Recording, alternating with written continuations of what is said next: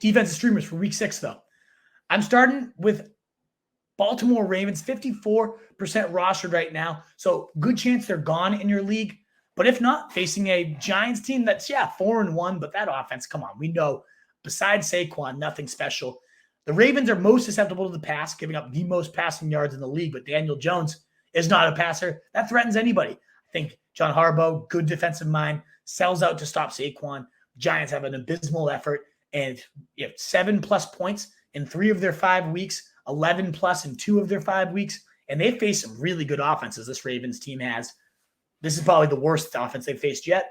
Good chance for the Ravens to go for 12, 15+. So I'd check for them first. Now, if they're gone, which they are again in over half the league, so I wanted to do a first check for them.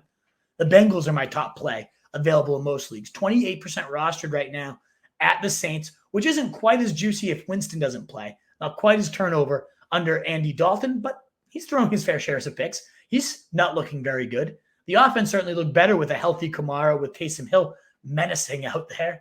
But still, this has been a good defense, Sneaky. We got Burrow and Chase and T. Higgins. They get all the attention.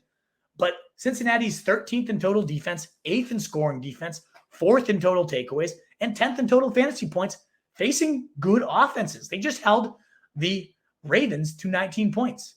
They've held every single opponent they've played to 20 or fewer, in fact.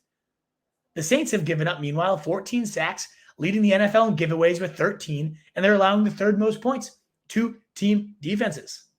So good matchup and a sneaky underrated defense right now. I like the Bengals. I think this is a good spot to use them. If you miss out on them, 9% rostered, the Bears. Not a good defense at all. 22nd in total defense, 15th in scoring defense. Toward the bottom of the NFL with sacks. 22nd among defenses in fantasy points. Not a team that you typically want to use. But Thursday night short weeks, we've seen it. Look no further than last week's absolute shitfest. So this game promises to be more of the shitty saying. It can't be worse, I don't think.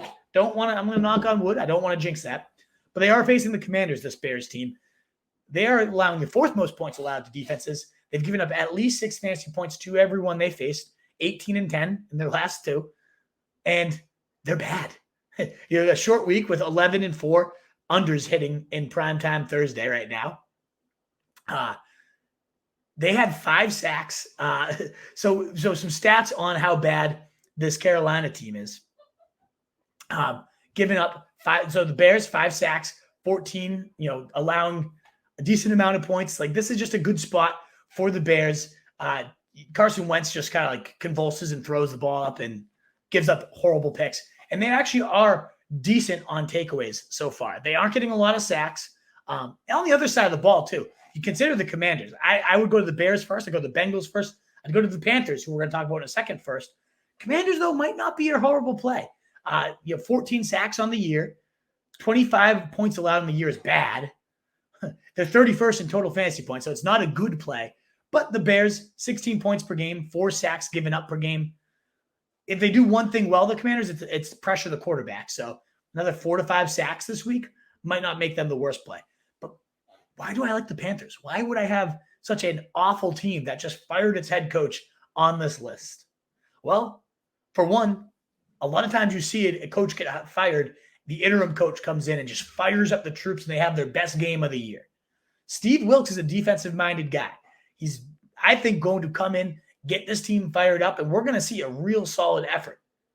They're facing, as well, the Rams, who have given up a touchdown in 2 straight games. They've given up a touchdown in 3 of their 5 games. They've given up 16 or more fantasy points in 4 of their 5 games, including Atlanta. It's not like they've been faced some good defenses, but not all.